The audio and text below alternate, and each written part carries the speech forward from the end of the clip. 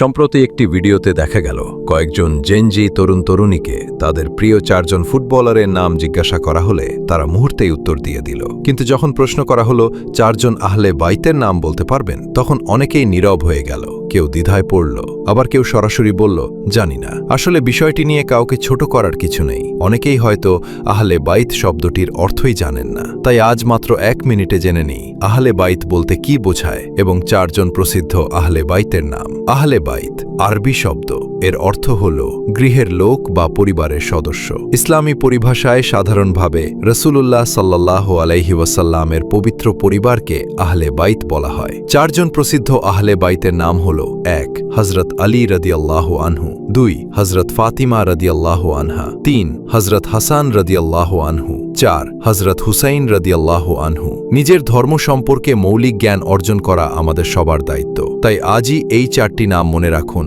আর ভিডিওটি শেয়ার করুন যাতে আরও মানুষ উপকৃত হতে পারে।